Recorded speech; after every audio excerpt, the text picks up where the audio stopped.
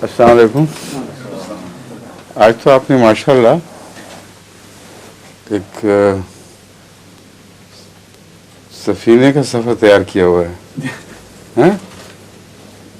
इनके अब हर एक इनमें से माशाल्लाह सवालात इतने लाया होगा और इतने गहरे कि एक दौर भी मुश्किल हो शायद, हैं? देखते हैं। सुनाइए। ये पहला सवाल पाकिस्तान से एक दोस्त का भिजवाया हुआ है। वो लिखते हैं कि बाज़ औक़ात नमाज पढ़ते वक्त जहन दूसरी बातों पर गौर करना शुरू कर देता है और ख़यालात मुंतशिर हो जाते हैं। अगर ऐसा हो तो ख़यालात को मरकूज करने के लिए क्या करना चाहिए? कोशिश करनी चाहिए और इय्या का नाबुद व इय्या का नस्तईन की दुआ के बाद ख़ास तौर पर इसको पेश नज़र रखना चाहिए। ये जो है ये तो इंसानी फितरत है कि अगर किसी गैर मामूली दबाव हो किसी चीज़ का और या किसी की गैर मामूली तमन्ना हो तो वो घेर लेते हैं ख़यालात और बार बार उखेरते हैं। और जब दीनी अराज हों तो उनमें अम्बिया पर भी इस किस्म का हमला होता है। चुनांचे यहाँ सल्लल्लाहु अलैहि वसल्लम के मुतल्लिक़ आता है यकून अलैहि लिबादा, जब ये खड़े होते हैं तो ये इस किस्म के जो हजूम करके जो तकलीफ़ों के इस्लामी मसाइल और दुश्मनों की तकलीफ़ें इनके ख़यालात हजूम करके आते हैं तो फिर रसूलुल्लाह सल्लल्लाहु अलैहि वसल्लम बड़ी जिद्दोजहद के साथ बड़ी कोशिश के साथ अपनी तवज्जो को मरकूज़ रखते हैं। ये कोई ऐसी बात नहीं है जो यकीनन किसी की गुमराही के नाउज़ुबिल्लाह मिन ज़ालिक निशान हो, लेकिन तज़किया खुद करना पड़ता है। अगर दिली तमन्ना और ख्वाहिशात गालिब आ रही हों और फिर बहके तो फिर खौफ का मुकाम है। फिर इय्या का नाबुदो के ज़रिए मदद मांगनी चाहिए और बार बार झटक के उनको तो फैसला करना चाहिए कि मैं ये इस वक्त खुदा के सामने हाजिर हूँ और चाहता दुनिया को हूँ और बज़ाहिर ये दावा कर रहा हूँ कि सिर्फ तेरी इबादत करेंगे। इकबाल ने अपने मुतल्लिक वो जब भी कभी नमाज पढ़ी होगी या पढ़ते होंगे अल्लाह बेहतर जानता है, मैं तो नहीं जानता, तो यही तज़किया खुद पेश किया हुआ है। तो जो तू सजदा हुआ कभी तो ज़मीन से आने लगी सदा, क्या है वो पहला जो सर बसजदा हुआ कभी, जो तू सर बसजदा हुआ कभी तो ज़मीन से आने लगी सदा, तेरा दिल तो है सनम आशना, तुझे क्या मिलेगा नमाज में। तो बात सच्ची कर गया है। मैंने ये जो कहा था कि पता नहीं बाकायदा थे कि नहीं, इनके इस मिसरे से निकल रहा है जो तू सर बसजदा हुआ कभी तो ये कोई इल्ज़ाम तलाशी नहीं, इस मज़मून का हिस्सा है ये सिर्फ इकबाल का हाल नहीं, रोज़मर्रा की ज़िंदगी का तजुर्बा है कि सनम आशना होने के अलावा भी तो दुनिया में बहुत से सनम हैं, ख्वाहिशात हैं, तिजारतें हैं, तमन्नाएँ हैं। इसलिए एक बुजुर्ग के मुताबिक आता है कि उन्होंने नमाज किसी के पीछे से तोड़ दी, पूछा गया तो उन्होंने कहा ये तो घोड़ों की तिजारत कर रहा था नमाज पे। तो अल्लाह ताला ने उनको कश्फन दिखा दिया ये सूरत हाल है, इसलिए अपनी नमाज अलग पढ़ो। मगर हर एक के साथ तो ये मामला नहीं होता, इसलिए ये ख्याल इनका दुरुस्त है, बड़ी अहम चीज़ है, तवज्जो तलब है। हर इंसान को अपने नफ्स का तज़किया खुद करना चाहिए और फिर कोशिश करके उन ख्यालात को वहाँ से तोड़ कर अल्लाह की तरफ मुंतकिल करना चाहिए। एक उसका इलाज हुक्म करने का ये है कि उन सब उमूर में अल्लाह ही से मदद मांगो। वो खुद भी दिमाग में जो घूम रहे हैं वो खुदा के ताल्लुक़ में घूम रहे होंगे, फिर तो इय्या का नस्तईन का मज़मून ज़्यादा वसी हो जाता है। हर बात जो हमारी है, हमारा मसला जो हमारा है, तुझ तेरी इबादत करते हैं, तुझसे मदद करते हैं, कई ज़राए हैं इनको इख्तियार किया जा सकता है। ठीक है, साइंसदान बिलमूम बड़े लॉजिकल और हकीकत पसंद होते हैं, लेकिन अक्सर मज़हब में बहुत कम दिलचस्पी रखते हैं। हालांकि ये सारे हकीकत पसंद होते भी नहीं। मैंने बहुत गहरी नज़र से बाज़ नज़रियात का मुतालिया किया है یہ جب نئی نظریات اپنے پیش کرتے ہیں تو بہت زیادہ پریجوڈسڈ ہوتے ہیں ان خواہشات کی طرف جو چاہتے ہیں کہ پوری ہوں. اپنی ریسرچ کو ابھارنے میں بڑا نمایاں طور پر یہ بالارادہ کوشش کرتے ہیں کہ بعض چیزیں ان کی چھپ جائیں، بعض سخن سامنے نہ آئیں اور بعض چیزیں ابھاری جائیں. چنانچہ بعض دوسرے سائنسدان جب تبصرہ کرتے ہیں ان پر تو وہ پھر ان باتوں کو کھول دیتے ہیں، اور سائنس میں فراڈ بھی دکھائی دیتا ہے. مذہب کے معاملے میں تو خاص طور پر یہ لوگ ناقابل اعتماد ہیں.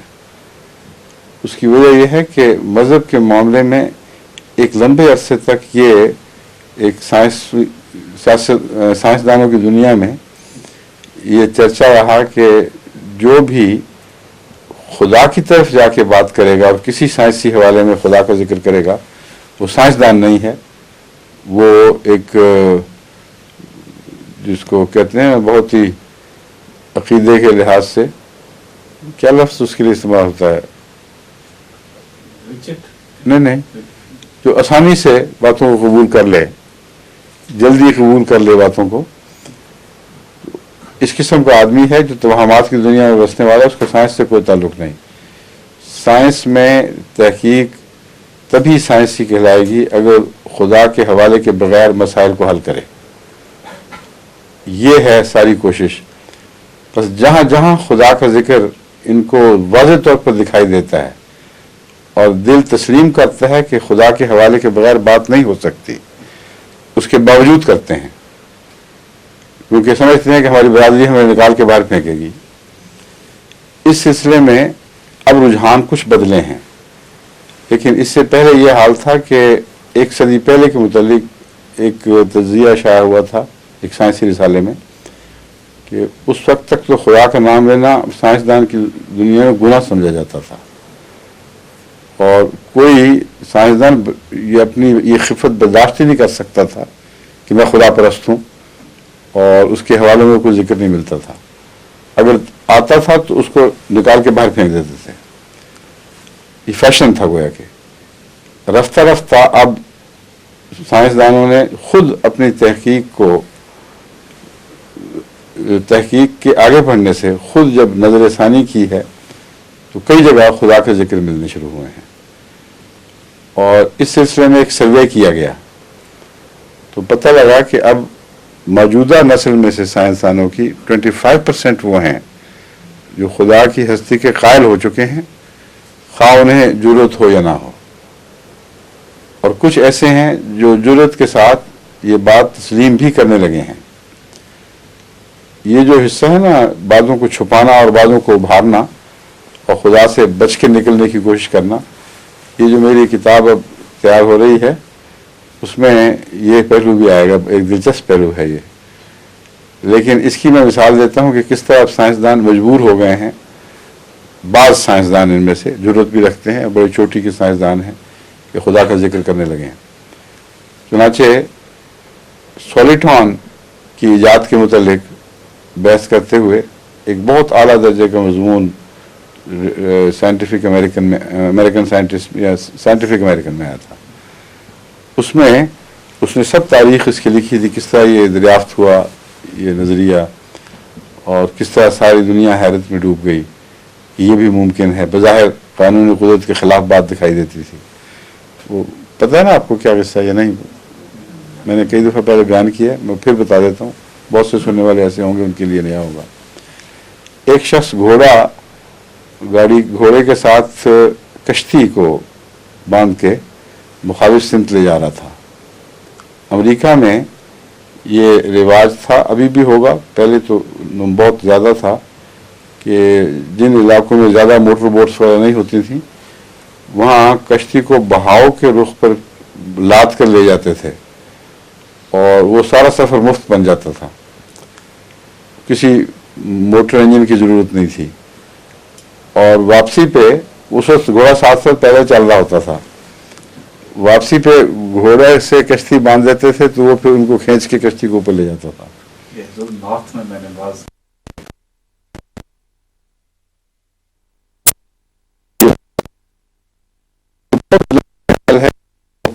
वॉशिंगटन में से भी गुजरती है और क्या है WO कैनाल। हाँ हाँ, वो उसमें बकायदा यही रूट था जो सैकड़ों मील के सफर, बल्कि शायद 1000 मील से भी ज्यादा का है वो जाती है ऊपर, जो हिल्स भी हैं उसके साथ साथ। हाँ, तो उस दरिया, उस किनारे के किनारे किनारे, उस नहर के किनारे किनारे मैंने लंबी सैर करके देखा है। और वो जगह जगह लॉक्स बने हुए हैं ताकि वापसी के ऊपर फिर किश्ती को उठाकर आगे पहुंचाया जाए। तो वो जब घोड़े के साथ कश्ती बांध के ले जा रहा था तो एक जगह रुका, और जब कश्ती चलती है तो उसके पीछे लहरें नजर आती हैं और वो आहिस्ता आहिस्ता फैलती चली जाती हैं, लेकिन जहाँ कश्ती खड़ी हो जाए तो लहरें आगे नहीं निकलती, ना निकल सकती हैं, क्योंकि पीछे जो लहरें बन गई हैं वो उसी सिमत में रफ्ता रफ्ता फैलती चली जाएंगी और कमजोर होती चली जाएंगी या दूर हटती चली जाएंगी। इसने जब कश्ती खड़ी की, मोड़ देखा तो हैरान रह गया कि वो लहरें उसी तरह जैसे कश्ती आगे ये बढ़ रही हो, आगे जाना शुरू हो गई और आगे जाते जाते मोड़ काट के निकल गई। ये बात उसके लिए हैरत अंगेज थी। उसने जाकर बाद साइंसदानों से जिक्र किया, बाद में तो कहा हो ही नहीं सकता, मानते नहीं, लेकिन बाद दूसरे फिजिसिस्ट ने इसके तजर्बे शुरू किए तो फिर ये नतीजा निकला जिसको वो कहते हैं सॉलिटॉन कहते हैं इसको। ऐसा एनर्जी का पैकेज जो खास वेस पर चल रहा है वो बाज़ दफ़ा अपने आप को इस तरह महफूज कर लेता है, ऐसे कानून मौजूद हैं कोई जो पहले साइंसदानों के इल्म में नहीं थे, कि वो उसी शक्ल में महफूज हो जाता है और एक आज़ाद हैसियत से आगे बढ़ता है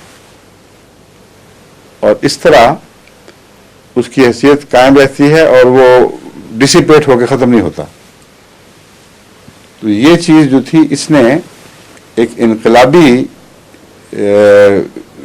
ये रुझान ऐसी इंडस्ट्री में पैदा किया जो इलेक्ट्रॉनिक इंडस्ट्री कहलाती है, और उसमें अब कंप्यूटर्स में भी इलेक्ट्रॉनिक इंडस्ट्री का बहुत दखल है। तो अब जापान में सॉलिटॉन बनने शुरू हो गए हैं और वो हाई टेक्नोलॉजी की मशीनों में डाल देते हैं एनर्जी के सॉलिटॉन की शक्ल में। उन्होंने फन सीख लिया है अल्लाह कुदरत से कि किस तरह बनाना है, और वो हाईली एडवांस टेक्नोलॉजी है, लेकिन उसके हैरत अंगेज फ़वाइद हैं जो उनकी उस इंडस्ट्री को बाकियों से एक दर्जा ऊपर कर देते हैं। और जो सबसे ज़्यादा डेवलप्ड कंप्यूटर हैं उनमें ये सॉलिटॉन ज़्यादा इस्तेमाल होता है। ये सब बातें, और ये सॉलिटॉन के ऊपर मजमून ख़त्म करके वो आखिर पर लिखता है कि जब हम कहते थे कि रूह हो ही नहीं सकता कि रूह मौजूद हो कोई, उस वक्त ये बातें हमारे इल्म में नहीं थी, और फिजिक्स ने बहुत लंबा अरसा, उसने कहा 200 साल खुदा की तरफ से शुरू किया सफ़र और खुदा से दूर हटती चली गई। उस वक्त उसने बहुत खूबसूरत एक तस्वीर खींची है। जब ये सफ़र शुरू किया था तो वहाँ कुछ बाबे बैठे हुए थे खुदा के कायल। उन्होंने कहा कि मान लो अल्लाह है और ये जो चीज़ें हैं बिल आखिर तुम्हें वहीं ले जाएंगी।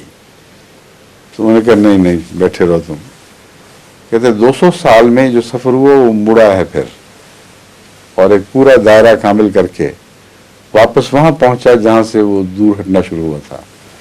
वहाँ वो बाबे बैठे हुए थे और कह रहे थे कि हम नहीं कहते थे। बहुत खूबसूरत अंदाज में उसने अपने मजमून को ख़त्म किया है, और ये बहुत चोटी का साइंसदान है जो लिखने वाला है। फिजिसिस्ट अगर नोबेल लॉरिएट नहीं तो अपनी सारी फिजिसिस्ट सोसाइटी में बड़े एहतराम से देखा जाता है। उसे जरूरत हो गई है, वो खुदा की बात करता है। और भी ऐसे साइंसदानों का इजाफा हो रहा है जो साइंसी शहादतों की बिना पर अब मजबूर हो गए हैं कि खुदा का जिक्र करें, मगर अक्सर अभी तक धोखा देने की कोशिश करते हैं और यहाँ वो दयानतदार नहीं रहते। इसलिए मौलवी हर जगह मिलता है, ये नहीं कि सिर्फ कोई दीन में मिले। बस साइंसदान बड़े कट्टर मौलवी होते हैं, और दहरिया कट्टर मौलवी तो बड़ी जलील चीज़ है। وہ بار بار شہادتیں دیکھتا ہے اور آنکھیں بند کرتا ہے, ان پہ ہاتھ رکھتا ہے. اور ایسے بہت سے شواہد میں مطالعہ کرتا ہوں, میرے سامنے آتے ہیں. میں چاہتا ہوں کہ احمدی سائنسدان اس پہ مضمون لکھیں, بتائیں کہ یہ دیکھو یہ تو اشارہ کر رہا ہے, واضح طور پر خدا کی ہستی کی گواہی موجود تھی. یہ سائنسدان وہاں چپ کر کے آنکھیں بند کر کے گزر جاتے ہیں اور کوشش کرتے ہیں کہ ہیر پھیر کر کے خدا کے حوالے سے بچ کر اس کی کائنات میں سفر کریں. یہ ہو نہیں سکتا. یہی تھا آپ کا مقصد. ٹھیک ہے, فرمائیے. پیارے آقا, آج کل تبلیغ کے اوپر بہت زور ہے. ہر جگہ آپ کے ارشادات کی روشنی میں ہر داعی اللہ چاہتا ہے کہ اسے پھل عطا ہو, پھل عطا ہو اللہ تعالیٰ کی طرف سے. لیکن جب رپورٹس میں وہ بتاتے ہیں تو اس سے یہ ہوتا ہے کہ دوست جو ان کے زیر تبلیغ ہے وہ قریب آتے ہیں, نمازیں بھی ساتھ پڑھ لیتے ہیں, کتب بھی پڑھتے ہیں. اس کے بعد ہر قسم کی ہماری مجالس میں اٹینڈ کرنے کے بعد اور مہینوں گزر جاتے ہیں ان کے ساتھ, تو وہ بیت کر کے داخل ہوتے ہیں. لیکن دوسری طرف یہ ہے کہ 2-3 میٹنگ میں وہ اپنا فیصلہ کر کے فوری آ کے کہتے ہیں کہ ہم بیت کریں. لیکن جو مہینوں گزر جاتے ہیں ان کو مبشر خوابیں بھی آ جاتی ہیں, اس کے باوجود بھی وہ جماعت میں بیت کر کے شمولیت نہیں کر. اس بارے میں پیارے آقا کوئی ارشاد فرمائیں کہ کیا اس کی صورت حال ہوتی ہے؟ جواب میں آپ کی طرح اس سٹائل سے بات شروع کرتا ہوں کہ پیارے عبداللطیف خان صاحب, یہ جو بات آپ نے پیش فرمائی ہے یہ تجزیے کی محتاج ہے. اول تو ان خوابوں کو مبشر کہنا ہی درست نہیں جن خوابوں کا انکار انسان کو جہنم کی طرف لے جائے. اس لیے مصدق خوابیں کہہ سکتے ہیں, مبشر خوابیں نہیں کہہ سکتے. اللہ تعالیٰ نے آسمان سے تصدیق فرما دی, اس کے باوجود انہوں نے انکار کر دیا. تو یہ بات جو ہے اس کی مثال وہی ہے جو حضرت اقدس محمد رسول اللہ صلی اللہ علیہ وسلم نے پیش فرمائی. فرمایا کہ ایک شخص جنت کے اتنا قریب ہوگا کہ جیسے وہ دروازہ کھٹکھٹانے تک پہنچ گیا ہے قریب, اس کا ہاتھ لگنے لگا ہے دروازے کے ساتھ, اور پھر وہاں کچھ دیر ٹھہرا رہے گا لیکن آگے نہیں بڑھ سکے گا. پھر وہ پیچھے ہٹنا شروع ہوگا اور اتنا دور ہو جائے گا کہ پھر جہنم میں جا کے اس کا ٹھکانہ ہوگا. اور ایک شخص جہنم کے قریب اتنا ہوگا کہ بس یوں لگا کہ اب گرا کے گرا, اور پھر وہ کچھ دیر وہاں کھڑا رہے گا, پھر پیچھے ہٹنا شروع ہو جائے گا, یہاں تک کہ بالآخر جنت میں اس کا انجام ہوگا. تو یہ مختلف قسم کے لوگ ہیں, ان کی اندر کی نیتیں یہ فیصلہ کرتی ہیں. اصل میں ہدایت کا مرکزی جو محرک ہے وہ توحید ہے. جو شخص توحید سے چمٹا رہے اور خدا کو ہر دوسرے پر فوقیت دے, وہ ضرور ہدایت پا جاتا ہے. اس کو کوئی دنیا کی خواہش, کوئی خوف روک نہیں سکتے ہدایت سے.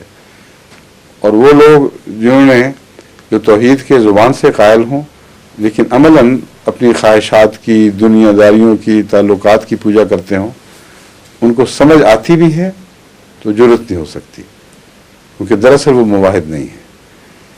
ایسی صورت میں قرآن کریم کا جو یہ بیان ہے وہ سمجھ آ جاتا ہے کہ جانتے بوجھ کے انکار کر رہے ہیں.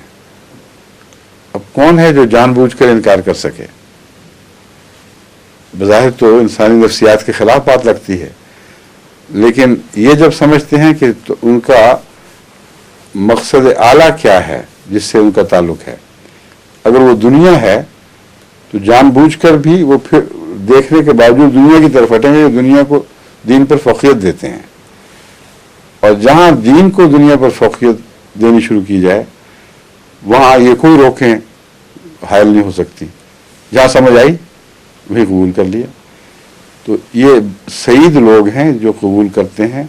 ایسے لوگوں کو کچھ دیر موقع دینا چاہیے, اس کے بعد اپنی توجہ ان سے پھیر لینی چاہیے, ان کو خدا کے سپرد کریں, ورنہ یہ آپ کی بہت سی توجہ کو بے وجہ کھینچیں گے, آپ کا وقت ضائع کریں گے. آپ کہیں بڑے اچھے آدمی آ گئے, ساری عمر یہی تعریف سنتے گزر جاتی ہے. یہ بڑا شریف آدمی ہے, ہمیشہ ہمارے ساتھ تعلق رکھتا ہے. جب اطلاع آتے ہیں تو رسول اللہ صلی اللہ علیہ وسلم کا وہ فیصلہ دوسری طرح کھل کے ظاہر ہونا شروع ہو جاتا ہے. جب بڑے بڑے اطلاع آتے ہیں, احمدیت کے خلاف موومنٹس چلتی ہیں, تو یہ لوگ پھر شرمانے لگتے ہیں آپ سے, سرک کے الگ ہونے شروع ہو جاتے ہیں. کہ جانے پہچانتے بھی نہیں. پھر اب ضیاء کے دور میں ایسا واقعہ ہوا ہے ایسی سوسائٹی میں کراچی میں جن کے میں جانتا تھا, میں ملتا بھی رہا ان لوگوں سے, بڑے بڑے بادشاہ دنیا دار لوگ, دعوتوں پہ گھر میں بلانے والے, احمدیوں کو ان کے ہاں جانے والے. وہ ابتلا کا جب دور شروع ہوا ضیاء کا, تو کچھ جب آگے بڑھ گیا تو وہ صاحب جو مجھ سے تعارف کرواتے رہے تھے ان کا بڑا حسرت کا خط آیا کہ وہ تو اب پہچانتے ہی نہیں, کنی کترا جاتے ہیں, کیونکہ میرے ساتھ واقفیت ان کے لیے شرم کا موجب بن گئی ہے. تو اس لیے انہوں نے اپنی عمر ضائع کی بیچاروں نے, اللہ ان پہ بھی رحم فرمائے. شریف لوگ, احمدی دوست, احمدیت نواز کہلانے والے, چونکہ ڈرتے دنیا سے تھے, عبادت دنیا کی کرتے تھے, اس لیے ان صاحب کا یہ تاثر بہت اچھے لوگ ہیں جن میں موو کر رہا ہوں. نہ صرف یہ غلط نکلا بلکہ ان کی عمر کا ایک حصہ ضائع ہوتا ہوا دکھائی دیا ہے. اگر اس کے بدلے نسبتاً بہادر متقی لوگ جو ناواقفیت کی وجہ سے مخالفت کرتے ہیں ان پر محنت کرتے تو بہت بہتر نتائج نکل سکتے تھے. اس لیے میں جماعت کو یہ بھی کہتا ہوں کہ مخالف سے ڈرو نہیں, مخالف کے پاس پہنچو اور جائزہ لو کہ کس قسم کا ہے. بعض ٹھوس دلیلوں کے ساتھ مجبور ہو جاتا ہے ہاں میں لانے پر, وہ لازماً آپ کا حصہ ہے, وہ اس میں تقوی ہے. اور بعض جو ہیں وہ ٹھوس دلیلوں کے باوجود سر ہلاتے ہیں اور کہتے ہیں نہیں یہ نہیں یوں ہے, ان کو چھوڑ دیں. وہ ان لوگوں میں ہیں کہ سواء علیہم انذرتہم ام لم تنذرہم لا یؤمنون, برابر ہے تم ان پہ سر مارو نہ مارو, جو کوشش کرو نہ کوشش کرو, وہ ایمان نہیں لائیں گے بہرحال. تو اس لیے تبلیغ کے وقت حکمت بڑی ضروری ہے, اور ایسے لوگوں کو جو آپ کے دائرے میں ایسا کام کر رہے ہیں ان کو سمجھائیں کہ اپنا قیمتی وقت ضائع نہ کرو. اگر تو مجبوری ہو, ایک انسان کے پاس صرف کلر زمین ہی ہو, شور زمین ہی ہو, تو اسی میں اس نے بیچارے نے محنت کرنی ہے. لیکن اچھی زمینیں موجود ہوں اور شور پہ جا کے وہ ہل چلاتا رہے تو اس سے زیادہ بیوقوف ذمہ دار کوئی نہیں ہوگا. پہلے اچھے ٹکڑے تو سنبھال لو. خدا کی مخلوق میں بڑے اچھے اچھے لوگ موجود ہیں, سعید فطر ایک بہادر اور ہر مذہب میں موجود ہیں. ان سے جب رابطہ ہو تو پھر دیکھیں ان کی رسپانس کیسی شاندار ہوتی ہے. تو چننے کی طرف رجحان پیدا کریں. آپ نے جائزہ لینا ہے, آپ کا وقت تھوڑا ہے, دوسروں کے پاس بے شمار وقت ہے, تو آپ نے وہاں کانٹیکٹ کرنا ہے جہاں آپ کے وقت کی بہترین قیمت ملتی ہو. سمجھ گئے؟ نظام وصیت کے متعلق ہے. اچھا, نے یہ کیا فرمودہ نظام ہے, کیا ہوتا ہے یونائٹڈ اسٹیٹس میں؟ میں پچھلے سیکٹری سے آیا ہوں حضور ابھی تک. یہ شبہ بڑا تھا. یہ سوال جو آپ نے کب سے پالا ہوا دل میں, یہ بتائیے. دیر سے نہیں, جب سے سیکٹری صاحب بنا 2-3 سال سے. 3 سال خاموش بیٹھے رہے ہیں. اگر یہ سوال سیکرٹری وسائل کی ذمہ داریاں ادا کرنے کے لیے نہیں سمجھنا ضروری تھا, تو جب آپ سیکرٹری بنے تھے اسی وقت پوچھنا چاہیے تھا آپ کو, اور نظام جماعت سے پوچھنا چاہیے تھا. نہیں حضور, یہ تھوڑا سا اور سوال ہے. اچھا, ہاں جی, ایک طرح سے ہٹا ہوا ہے. ہاں جی دیکھ لیتے ہیں. ہاں جی دیکھ. اور حضرت مسلم موعود رضی اللہ عنہ نے اس نظام نو کی جو لیکچر دیا تھا اس میں فرمایا ہے کہ یہ دنیا کے نظام نو کی بنیاد اس پر ہوگی, اور دنیا کے اقتصادی مسائل کا حل بھی اسی سے انشاءاللہ ہوگا. خاکسر کا پکا ایمان ہے اس پہ. تو اب اس کا امپلیمنٹیشن یا نافذ العمل یہ کس طرح, مطلب شروع میں پائلٹ پروجیکٹ ٹائپ. ہاں جی, ہاں جی. اس جس کتاب کا آپ نے حوالہ دیا اس میں تفصیل موجود ہے. جی میں نے آپ کے سوال کا جواب بڑی تفصیل کے ساتھ نظام نو کتاب میں موجود ہے. جی خیال لیکن ماننا نہیں میرا مطلب یہ ہے کہ آپ نے جو سوال اٹھایا اہم ہے, ویلڈ ہے, سوال ناقص نہیں ہے, لیکن ان معنوں میں ناقص ہے کہ جواب پہلے ہی آپ کے پاس ہے، آپ دوبارہ کیوں پوچھ رہے ہیں؟ اس کتاب کا مطالعہ کریں غور سے. جی اس میں حضرت مسلم موعود نے بڑی وضاحت کے ساتھ لمبا لیکچر تھا، میں بھی اس میں شامل تھا، اس میں بیٹھا ہوا، ہر بات خود سمجھا دی تھی کہ کیا مقصد ہے، جی کن معنوں میں یہ بیج ہے. تو جب وقت آئے گا انشاءاللہ. تو انشاءاللہ تعالیٰ وہ بیج کونپنے نکالے گا، پھوٹے گا جی جی اور درخت بنے گا، تب جا کے پھر پرندے اس سے پھل کھائیں گے، اس میں سایہ، اس کے سایہ میں آرام پائیں گے. اس کی شاخیں تو پھیلنی ہے، عالمگیر ہونی ہے انشاءاللہ تعالیٰ. حضور پکا یقین، مطلب میں لیکن، نے ہاں. پڑھے پوری کتاب 2 دفعہ پڑھی، اس کی تھوڑی سی امپلیمنٹیشن میں تھوڑا سا، مطلب اب ہم شروع امپلیمنٹیشن سیکٹری وصیت نہیں ہے، کام نہیں ہے. ہاں جی بالکل. وہ جب نظام مستحکم ہوگا تو خود بخود ہوگی. انشاءاللہ. جزاک اللہ. جی جی جزاک اللہ. اور یہ اچھی بات ہے کہ سیکٹری وصیت کی حیثیت سے انہوں نے، سیکٹری وصایت کی حیثیت سے انہوں نے نظام نو کا مطالعہ کیا ہے. اس طرح تمام سیکٹریان کو چاہیے کہ متعلقہ لٹریچر خواہ نظام نو ہو یا دوسرا جس میں وصیت سے متعلق مختلف ارشادات ہوں حضرت مسیح علیہ السلام کے یا دوسرے، ان کا مطالعہ کرے. باقی بھی آپ کرتے ہوں گے. ہاں جی. حضور میرا سوال یہ ہے کہ جہاں حدیث نبوی میں نزول مسیح کا ذکر آیا ہے، ان کے ساتھ ابن مریم کا ذکر کیا گیا ہے. ٹھیک ہے. اگر عیسیٰ ابن مریم کا دوبارہ نزول مراد نہیں تھا تو ان کی والدہ کا نام خصوصی طور پر کیوں شامل کیا گیا؟ بالکل درست ہے. مسیح کس کا ہوگا وہ جو آنے والا ہے؟ عیسیٰ علیہ السلام. کون عیسیٰ علیہ السلام؟ کس کا بیٹا؟ تشخص کے بغیر مسیح ہونے کا پیغام مل ہی نہیں سکتا. اس لیے جب آپ کہتے ہیں فلاں شخص سخی ہے تو اسے خالی حاتم نہیں کہتے، حاتم تائی بھی کہتے ہیں، حالانکہ اس کا قبیلہ اور حاتم کا قبیلہ نام بھی بدلا اور اس کا قبیلہ بھی ساتھ نام ظاہر کرتے ہیں کہ ہم کسی ایسے ویسے حاتم کی بات نہیں کر رہے، حاتم تائی کی بات کر رہے ہیں. سمجھے ہیں؟ اس لیے یہ جو تشخص ہے، اگر اس میں خطرہ ہو کہ کہیں غلط فہمی پیدا ہو جائے، اس کی وجہ اس سے وضاحت کی جاتی ہے. دوسری بات یہ ہے کہ نام اگر لینا ہو تو، اور وہ نام خدا نے رکھا ہو، تو وہ شخص جو اللہ تعالیٰ کی رضا کے کامل تابع زندگی بسر کرتا ہو، وہ یہ زیادہ پسند کرتا ہے کہ وہ نام لے جو اللہ نے رکھا ہے. اور حضرت عیسیٰ علیہ السلام کا یہ نام قرآن کریم سے ثابت ہے کہ اللہ نے رکھا، اور مریم کو فرشتوں نے رویا میں بتایا کہ تجھے ہم ایسے ایک بیٹے کی خوشخبری دیتے ہیں، اسمہ عیسیٰ ابن مریم رسول اللہ ہے.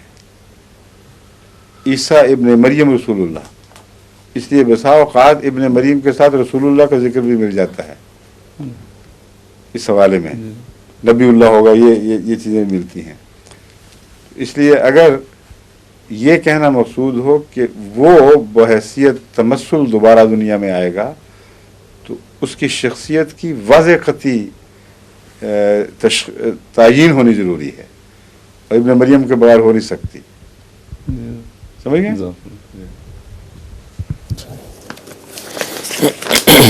پھر یہ بحث رہ جائے گی کہ یہ وہی ابن مریم آئے گا یا اس کی تمثیل آئے گی. وہ بے شمار دلائل اس بات کے موجود ہیں کہ وہ ابن مریم نہیں بلکہ اس کا تمثل، اس کی تمثیل آئے گی دنیا میں. حضرت مسلم موعود رضی اللہ تعالیٰ عنہ نے سورۃ الفجر کی تفسیر کرتے ہوئے بیان فرمایا تھا، سورہ فجر، جی، کہ میرے نزدیک اس میں حضرت مسیح موعود علیہ السلام کے زمانہ کی خبر ہے، اور اپنے استدلال کے حق میں 2 باتیں بیان فرمائیں.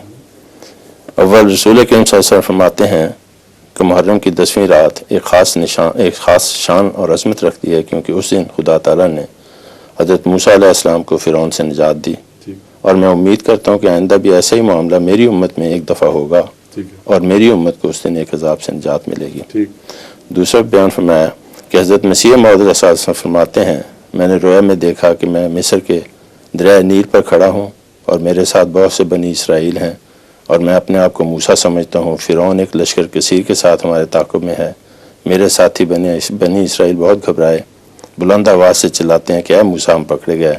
تو میں نے بلند آواز سے کہا کلا ان معی ربی سیہدین. پھر حضرت مسیح موعود صلی اللہ علیہ وسلم کا الہام بھی ہے، یاتی علیہ کا زمن ان کا مثل زمن موسیٰ. حضرت مسلم موعود بیان فرماتے ہیں کہ اس سے معلوم ہوتا ہے کہ آئندہ کے متعلق ایک گوشگوئی ہے جو لیالی عشر کے دوسرے ظہور میں 11ویں رات یعنی 19ویں صدی میں حضرت مسیح موعود علیہ السلام کے ذریعے پوری ہوگی، اور موسیٰ علیہ السلام کی مصر سے نجات کی قسم کا کوئی واقعہ جماعت احمدیہ کو پیش آئے گا. حضور سوال یہ ہے کہ کیا اس پیش گوئی کا انطباق جماعت احمدیہ کی موجودہ حالت پر کیا جا سکتا ہے، کیونکہ فرعون زمانہ نے حضور کا تعاقب کیا مگر ناکام رہا. نہیں، یہ تو اتنی واضح ہے. آگے حضرت مسلم موعود نے باوجود اس کے کہ پہلے الہام دیا کہ حضرت مسیح علیہ السلام پر یہ صادق آتا ہے، پھر اپنے متعلق بتایا کہ مجھے خود رویا میں دکھایا کہ گویا مجھ پر صادق آتا ہے، لیکن وضاحت کے ساتھ فرماتے ہیں کہ یہ مجھ پر نہیں بلکہ آئندہ زمانے میں ہونے والا واقعہ ہے. جی تو اس کے بعد کوئی شک ہی باقی نہیں رہ جاتا. فرعون زمانہ جی جیسا زیاد ہے ویسا تو اور کوئی دکھائی نہیں دیتا. اس کی حرکتیں پھر اس کا یہ کہ میں پیچھا کروں گا. جب انہوں نے کہا ہم تعقب کریں گے تو پھر مجھے اور بھی لطف آیا کہ اللہ تعالیٰ کس طرح باندھ کے ان سے وہ باتیں نکلوا دیتا ہے جو پہلے فرعون نے کی تھی، اور تعقب کرتے کرتے آپ غائب ہو گیا. یہ اس قسم کا تعقب نہیں ہے جو پہلے زمانے میں جسمانی طور پر فوجیں لے کر پیچھے چلنا ہے. یہ تعقب، یہ زمانہ جو بدل چکا ہے، اس کی اقدار بدل گئی ہیں. یہاں بارڈرز اور قسم کے ہو گئے ہیں، تو اس لحاظ سے مانوی طور پر یہ مضمون اطلاق پاتا ہے، لفظاً نہیں پا سکتا. اور لفظاً ویسے نہیں پا سکتا، پھر نہ فرعون بھی پھر وہی ہونا چاہیے، وہی جو آپ ابن مریم والی بات کر رہے تھے. لفظی طور پر تو پھر مصر ہی میں یہ واقعہ ہونا چاہیے. اس لیے یہ سب تمثیلات ہوتی ہیں. ایک عظیم واقعہ کی طرف اشارہ کر دیا اور اس کے انجام کی طرف اشارہ کر دیا. ویسے یہ حالات جماعت پر پیش آئیں گے. اب جماعت پر دونوں طرح ہی آئے ہیں، صرف میرا نکلنا نہیں ہے بلکہ بنی اسرائیل کو روکنا اور زبردستی روکے رکھنا کہ نہیں جانے دینا. اور پھر بھی اللہ کے فضل سے وہ نکل کے باہر جاتے، جہاں مشکل سے نکلتے ہی چلے جا رہے ہیں. باہر بھی روکیں ڈال رہی ہیں کہ نہیں آنا ادھر، اور پھر بھی یہ سلسلہ جاری ہے. تو لفظاً تاریخ کی پیروی نہیں ہوتی لیکن مانن ہوتی ہے.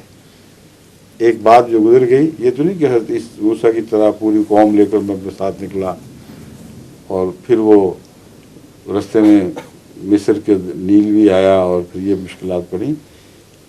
جو لفظی رجحان رکھتے ہیں لفظی طور پر کسی چیز کے پورا ہونے کا، وہ کبھی بھی ہدایت نہیں پا سکتے. صرف تمثیلات ہیں. اگر عمومی مشابہتیں نظر آئیں اور وہ حیرت انگیز ہوں تو پھر لگتا ہے کہ یہ واقعتاً اللہ کا کلام تھا جو ایک صورتحال پر اطلاق پا گیا.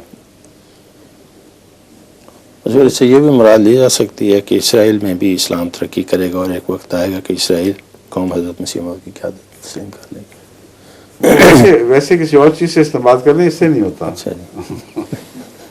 ٹھیک ہے، ویسے تو ہو گئی بالآخر انشاءاللہ انہیں بھی غلبہ ہوگا کسی حد تک، مگر یہ کہ اسی سے سب استعمال نکالیں یہ ذرا مشکل کام ہے. حضور، ویسے ایم ٹی اے کا کیا اثر اسرائیل میں کوئی اثر ہوا ہے؟ ایم ٹی اے کا یہود پر تو کوئی اثر آج تک معلوم نہیں ہوا، لیکن یہ اثر ضرور ہے کہ بعض جو عالمی ادارے ہیں وہ چھان بین کر رہے ہیں ہمارے متعلق، اور غالباً وہ منفی سوچ کے ساتھ کرتے ہوں گے. کئی طرح بہانے بنا کر وہ داخل ہونا چاہتے ہیں، کسی طرح ہم ان کے اندر معلوم کریں کیا طریقہ کار ہے سب کچھ. تو میں ان کو معذرت کر دیتا ہوں سب کو کہ ہمیں ضرورت کوئی نہیں کسی پروپیگنڈے کی. آپ نہ دلچسپی لیں نہ دکھائیں، ہمیں ضرورت بھی کوئی نہیں. اور ہم اور قسم کے ٹیلی ویژن ہیں، آپ کی جو عام ٹیلی ویژن ہیں ان سے مزاج مختلف ہے. اس سے مجھے اندازہ ہوتا ہے، کئی دفعہ شک پڑتا ہے کہ بعض منفی سوچ رکھتے ہوئے टेलीविज़न का निज़ाम इसको समझना चाहते हैं ताकि जहाँ मौका मिले उसमें रखना भी डाल सकें। अल्लाह ताला हिफाज़त फरमाएगा इंशाअल्लाह, इसने राजी किया है। मगर वैसे यहूदियों का कोई ख़त मुझे आज तक नहीं मिला कि हमने ये सुना और हम इस प्रोग्राम को पसंद करते हैं या नापसंद करते हैं। हाँ, पहले इससे फ़लस्तीन के इलाक़े में जो गैर अहमदी मुसलमान थे वो दिलचस्पी नहीं लेते थे। एक ज़माना पहले जहाँ उनमें से एक तबका अहमदी हो गया और काफ़ी तादाद हुई है वहाँ, जब यहूदी हुकूमत अभी कायम नहीं हुई थी, वो बस वहीं रुक गया। फिर आगे नस्लों के ज़रिए उन्होंने तरक्की की है और बहुत कम हैं जो तबलीग के ज़रिए फैले हों। इक्का दुक्का ट्रिकल के तौर पर आते रहे हैं, लेकिन रुझान नहीं था बिल्कुल, बल्कि अपने आप को काट के अलग कर लिया। अब ये रुझान शुरू हुआ है और उसमें MTA का किरदार भी है। वो बताते हैं कि जो आके देखते हैं वो बड़े मुतासर होते हैं, दिलचस्पी लेने लग जाते हैं। तो इस लिहाज से इसराइल के अंदर मौजूद मुसलमानों पर असरअंदाज है, मगर यहूद पर इसके असरअंदाज होने की कोई गवाही नहीं।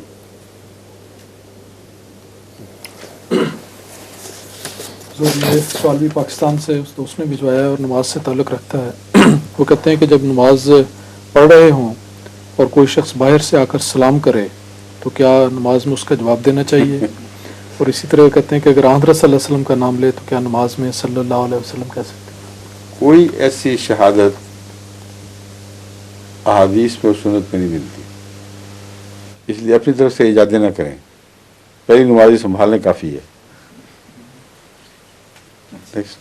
मेरा दूसरा सवाल यह है कि पिछले दिनों एक साइंसी प्रोग्राम में ये दिखाया गया कि एक साइंसदान ने मछलियों के जीन्स के उस हिस्सा की माहियत को तब्दील किया, माहियत को तब्दील किया जो मछली के साइज़ को कंट्रोल कर। ठीक है। चुनाचे ये मछलियाँ चंद माह में इतनी बड़ी हो गई जितना उन्हें साल भर में होना चाहिए था। बाज़ लोगों का ख्याल है कि कुदरत के निज़ाम में इस तरह दखल देना अनएथिकल है। हुजूर की इस बारे में क्या राय है, इरशाद?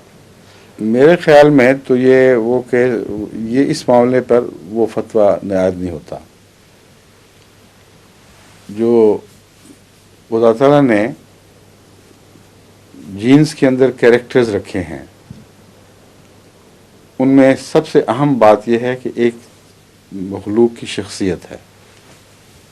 अगर उस शख्सियत को, उसकी माहियत को तब्दील न किया जाए और उसकी नशोनुमा के हक में काम किया जाए तो मेरे नज़दीक ये अल्लाह ताला के जो मसाले हैं जिनके साथ कायनात बनाएगी उनके मुखालिफ नहीं है। और विटामिन्स देकर एक आदमी को मोटा ताज़ा क्यों करते हैं? खुराक खिलाकर, पाल कर और हर तरह से उसका ख्याल रख के उसे बाज़ दफ़ा पाल के मजबूत बनाया जाता है। खिलाड़ियों की बड़ी खिदमत की जाती है और खलीफा में साले सोयाबीन का हलवा खिलाया करते थे अपने खिलाड़ियों को। तो कोई कहे कि आप कानून कुदरत में दखल दे रहे हैं, वो जैसा माड़ा मोटा है बेचारा उसी तरह रहने दें, ये दुरुस्त नहीं। तो जब खुदा ने मज़ीद साइंसी ज़राए मुहैया कर दिए हों कि किसी चीज़ को, खुदा की मखलूक को ताकत देकर उसके जिस्म को बढ़ाया जाए और मकसद आला ज़िंदगी की बका हो, ना कि ज़िंदगी के निज़ाम में तब्दीली। अब मछलियाँ जो जितनी बड़ी होंगी उतना कम मछलियाँ ज़रूरत को पूरा करेंगी। इस हद तक तो कोई नुकसान नहीं, लेकिन ये तहकीक तलब बात है कि जिस ज़रिए से किसी चीज़ को मोटा किया जाता है वो बिल आखिर मुफीद है या मुज़िर है। चुनाचे आर्टिफिशियल तरीके पर जो कैटल फार्मिंग या ये चिकन फार्म्स जो चल रहे हैं, इनमें जिस तरीके पर उनको पाला जा रहा है उसकी ग़िज़ाइयत और उसका सेहत पर क्या अच्छा असर पड़ता है या बुरा असर पड़ता है, ये तहकीक तलब बातें हैं।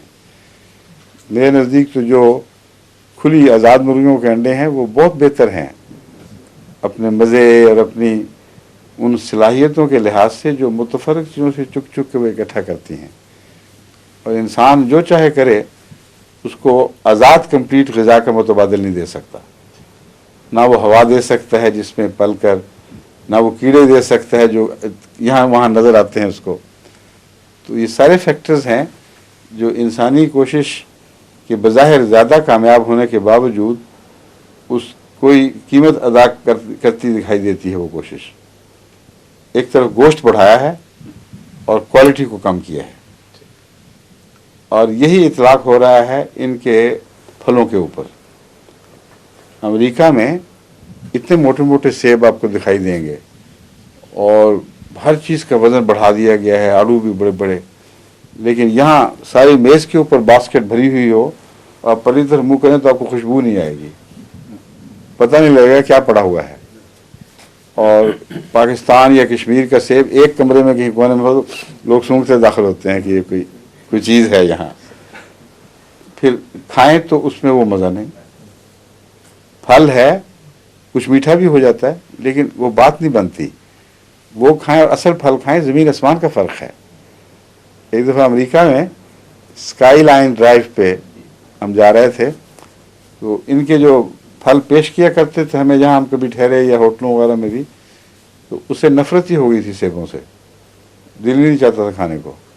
एक फार्म पर हमने देखा कि वो उन्होंने लिखा कि इसमें ना आर्टिफिशियल मैन्योर देते हैं हम, ना कोई और मॉडर्न ज़रिए अख्तियार करते हैं।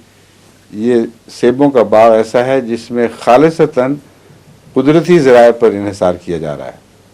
ये खुलासतन ये पैगाम उन्होंने बड़े बड़े ब्लैक कार्ड्स पर लिखा हुआ था। तो वहाँ उतर के जो हमने सेब लिए, अगरचे काफ़ी लिए, लेकिन बाद में पछताया कि पूरी डिग्गी को नहीं भर ली। जहाँ जहाँ लोगों में तकसीम किए हैं वो उन्होंने कहा अब सेब का तो ये मज़ा है असल। तो देखें कितना फ़र्क है। अब इस ज़रिए से जो आप कह रहे हैं, जो वो गोश्त बढ़ाएंगे, देखने वाली बात यह है कि क्या जीन्स के अमूमी रद्द अमल से या उसकी रेप्लिकेशन से जो चीज़ें पैदा हो रही हैं, सलाहियतों के एतबार से बैन ही वही चीज़ यहाँ पैदा होगी या फ़र्क पड़ जाएगा? क्या क्वालिटी की कॉस्ट पर हम साइज़ तो नहीं कबूल कर रहे हैं? और दूसरा ये देखना होगा कि लंबे असर इसके आइंदा सेहतों पर कैसे पड़ेंगे, और उसमें इतने बारीक फैक्टर्स काम करते हैं कि अभी तक साइंसदान उनकी वजूहात ही नहीं समझ सके।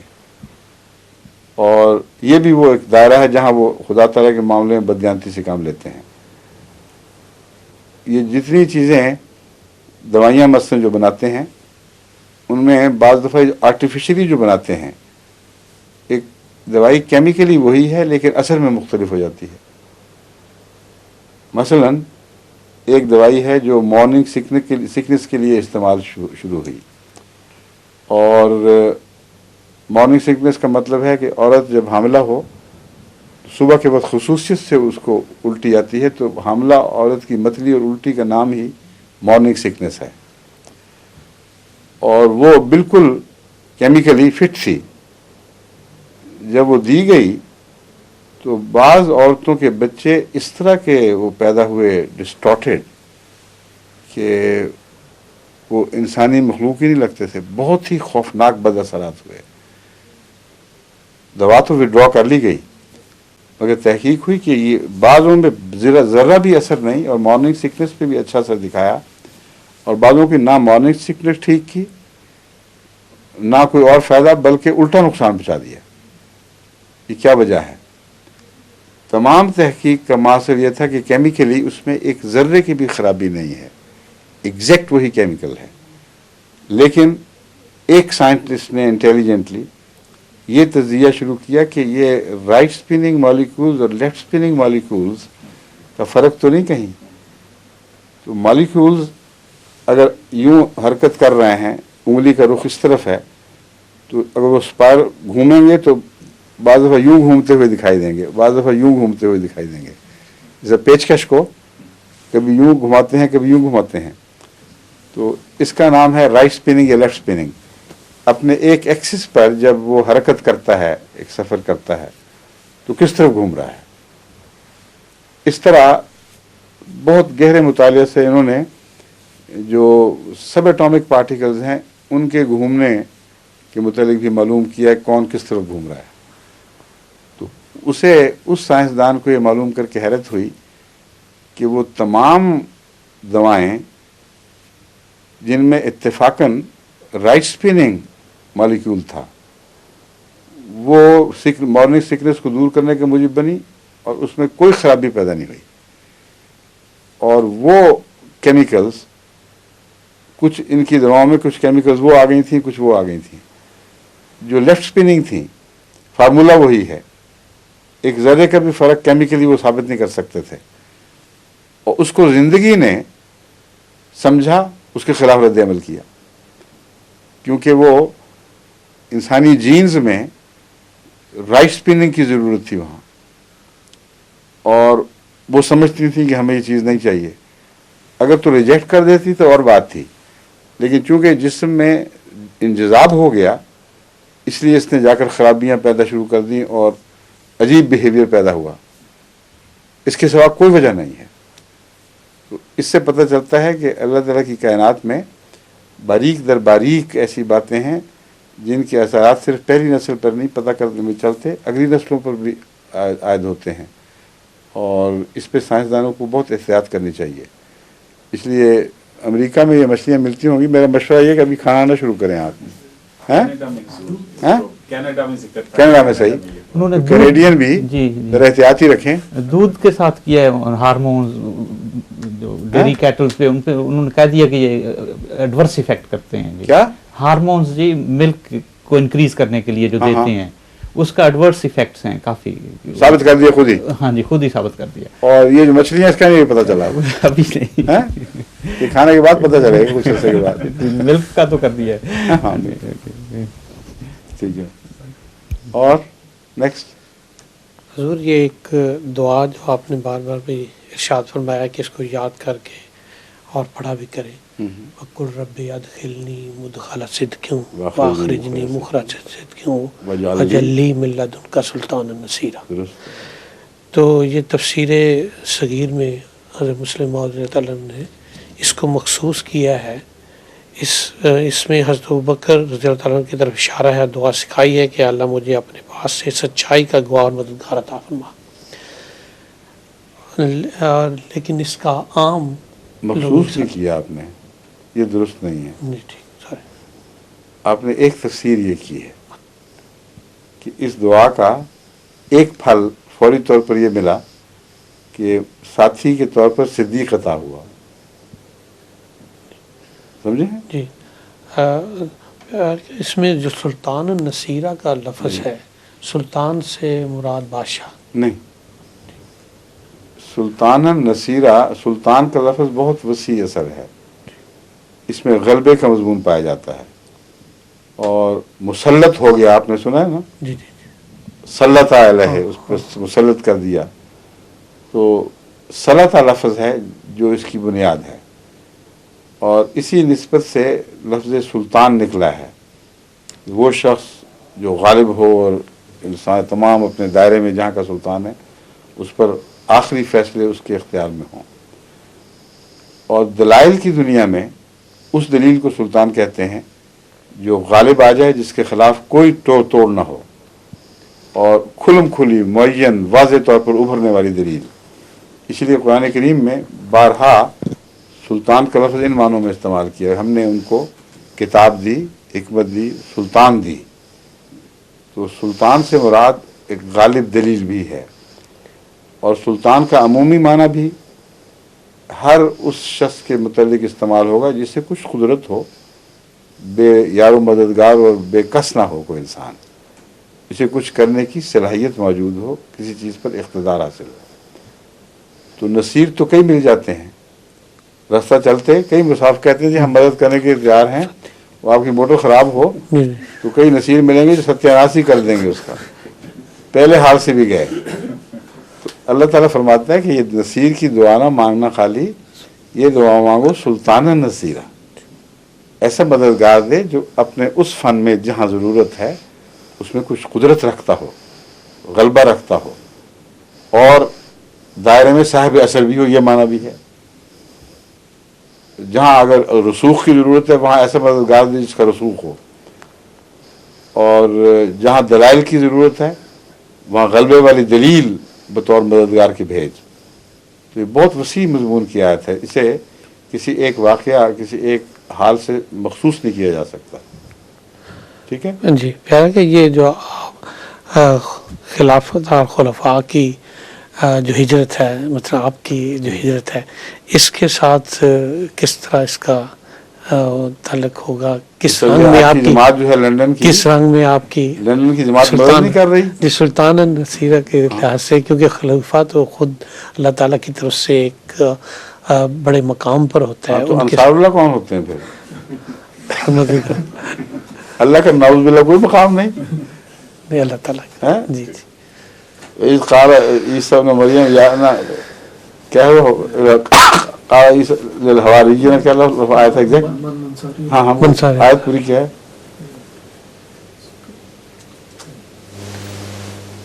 मुखातब करके हवारियों से उन्होंने कहा मन अंसारी इलल्लाह है, हाँ ठीक है, अब मत और नाम अंसारुल्लाह। क्लियर हो गया बिल्कुल, क्लियर हो गया बिल्कुल ठीक है। जज़ाकल्लाह। यूनानी तिब और होम्योपैथिक इलाज का क्या आपस में कोई बुनियादी रिश्ता है? ये बीच में इतना बड़ा एलोपैथिक भी छोड़ दिया आपने। वो उस पे आपने रोशनी काफी दफा डाली है, डॉक्टरों को कई दफा कहा है कि बात ये है कि यूनानी तिब एलोपैथिक यूनानी तिब भी है। अच्छा जी, अच्छा जी। मैं आपके बयान से समझा था आप इस गलतफहमी के शिकार हैं कि यूनानी तिब अलग है और एलोपैथिक अलग है। जो यूनानी तिब ने जो तरक्की की है वही बिलाखिर एलोपैथिक पर मुंतज हुई है। और ये हिकमत हुजूर, ये जो देसी हिकमत, देसी इलाज जी जी, वो शाख है जो ऑर्गेनाइज नहीं हुई उसी की। अच्छा जी, अच्छा। यूनानी तिब आगे जाके दो शाखों में बट गई है। ऐसी कौमें जिन्होंने यूनानी तिब को समझकर और साइंस में तरक्की याफ्ता होने के बायस उसके तज्जिए कर लिए हैं और बेहतर तौर पर दवाओं की डिस्पेंसेशन का निज़ाम बनाया है। इसलिए ये जो फ़र्क है ये एलोपैथिक में आजकल नुमाया हो गया। और इससे पहले एलोपैथिक और यूनानी तिब में बहुत थोड़ा फ़र्क था। वो यहाँ भी एपोथेक्रीज हुआ करते थे। एलोपैथ जो हैं वो नुस्खे मुख्तलिफ लेके पोशंस लेके उसी से इलाज किया करते थे और उन्हीं से फिर जर्राह निकले। जो नाई थे उन्होंने अमले जराही शुरू किया और रफ्ता रफ्ता पाकिस्तान में तो बेचारे जलील और खार हो गए और इंडिया में भी ये हमारी जहालत है। और ये लोग जो कदरदान थे उन्होंने उनकी कदर की। अब जो बड़े बड़े जर्राह हैं, जो चोटी के सर्जन्स, इनकी कितनी इज्जत और एहतराम है। वहाँ समझा गया कि ये पेशा सिर्फ नाइयों का है और नाइयों को चूंकि पहले जलील खुद कर बैठे थे इसलिए वो उनके पेशे की कदर ही गई। तो ये दो शाखें वही हैं, अच्छा जी, जो एक ही चश्मे से फूटी हैं। मॉडर्न जो जदीद तरक्की याफ्ता ममालिक हैं उनमें ये दो शाखें इज्जत के साथ एलोपैथिक साइंस बन गई और इल्म सर्जरी की साइंस बन गई। हमारे यहाँ अताई हकीम जी और जर्राह, ये दो शाखें वो बन गई। शाखें उसी से फूटी हैं मगर एक सगलाख जमीन में चली गई है, शोर कलर जमीन में चली गई है, यहाँ कदरदान कोई नहीं थे, एक ज़्यादा एडवांस जगह चली गई। लेकिन कुछ फवायद उनके पास ऐसे रहे जो इन्होंने खो दिए। ये तफरीक भी साथ ज़रूरी है। एलोपैथ्स ने साइंसी तरक्की के नतीजे में एक्टिव प्रिंसिपल्स मालूम करने पर ज़्यादा जोर दिया।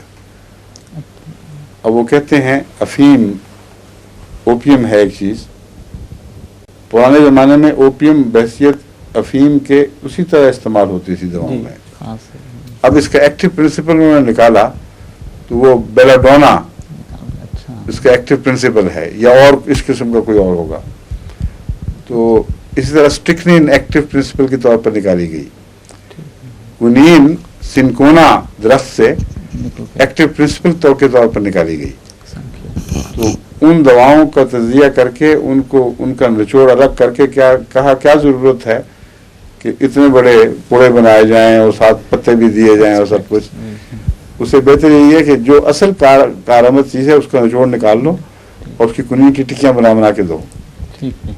इससे एक पहलू फ़ायदेमंद निकला, फ़ायदेमंद पहलू भी है इसका। वो ये कि डिस्पेंसेशन आसान हो गई, पुड़े बनाने और वसी पैमाने पे उनकी तकसीम करनी, असल अगर रखते तो बड़ा मुश्किल था, और अब ये बहुत आसान हो गया। लेकिन ये कहना कि सिर्फ एक्टिव प्रिंसिपल ही असर का अंदाज था और उसके नामियाती माहौल की ज़रूरत नहीं थी जो उसके इर्द गिर्द था जिसमें वो लिपटा हुआ था, ये गलत है।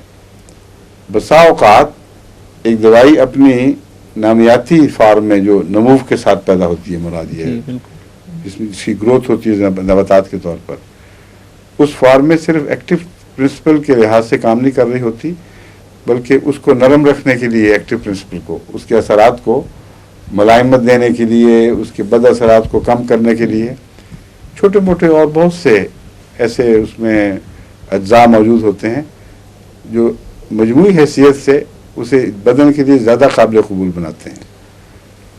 वो पहलू छूट गया। जब वो छूट गया तो फिर उन्होंने देखना शुरू किया कि कुनीन खुश्की पैदा करती है, और उस खुश्की को दूर करने के लिए एक और एक्टिव प्रिंसिपल निकाल के उसके साथ शामिल किया, और फिर फार्मूले बनने शुरू हो गए। तो एलोपैथिक डिस्पेंसेशन बदल गई, दवाओं की असलियत वही रही। यहाँ तक सो फार सो गुड। आगे जाकर जिस तरह उन्होंने इशारे किए हैं और बाज़ इसमें चीज़ें ऐसी दाखिल हो गई जो ख़तरनाक हैं, वो है synthetic production of drugs. Synthesis का मतलब ये है कि जब एक दफ़ा समझ लिया कि ये फ़लाँ मॉलिक्यूल फ़लाँ के साथ मिलता है, तो ये फ़लाँ किस्म के जरासीम को मारने में मुफीद है, तो उन्होंने केमिस्ट्री का इल्म सीखने की वजह से ज़्यादा तरक्की, केमिस्ट्री के इल्म में ज़्यादा तरक्की करने के बायस वो चीज़ें बनानी भी सीख ली। क्या ज़रूरत है प्लांट्स में जाएं, क्या ज़रूरत है काश्तकारी करें, एलिमेंट्स लो अपने मुख्तलिफ फॉर्म्स में और कार्बन एटम के साथ उसको मिलाते चले जाओ, एक चेन बन जाती है, और वो बेंजोइक होता है चेन, क्या कहते हैं उसको, हाँ बेंजीन बेस्ड होते हैं, जिसमें छह शाखा होती है, उसको उन्होंने बुनियाद बनाया हुआ है, और उसके एक कोने से कार्बन के एटम के साथ एक हिस्सा काट कर एक और मिला देते हैं और उसके साथ और मिलते चले जाते हैं। तो इस तरह वो एटम मॉलिक्यूल, एटम नहीं मॉलिक्यूल, वो भारी होता चला जाता है और उसमें नई सिफात आती चली जाती है। अब जो मॉडर्न फार्मास्यूटिकल इंडस्ट्री है ये यहाँ दाखिल हो गई है और ये ख़तरनाक है।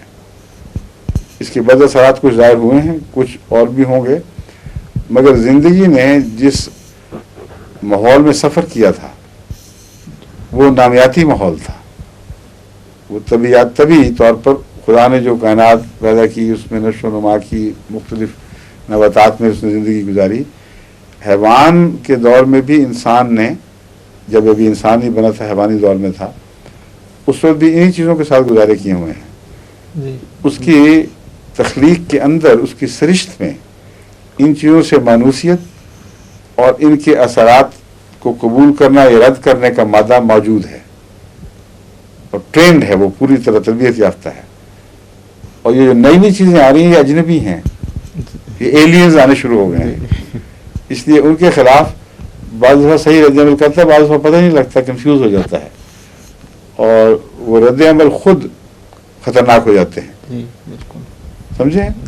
इसलिए तिब की तरफ दोबारा उन मानो जो मैं बता रहा हूँ, वैसे तो तिबी है, यूनानी तिबी है, उसकी तरक्की या उसका गैर तरक्की याफ्ता सूरतें हैं, मगर अब ये रुझान का इख्तियार कर रहे हैं दोबारा वापस हर्बल ट्रीटमेंट्स की तरफ। जी बिल्कुल। और बड़ी तेज़ी के साथ अब हर जगह आपको हर्बल ट्रीटमेंट्स दिखाई देने लगेंगी, यहाँ तक कि अब तो खुशबुओं में भी ये जो एसेंशियल ऑयल्स हैं उनकी तरफ लौट रहे हैं।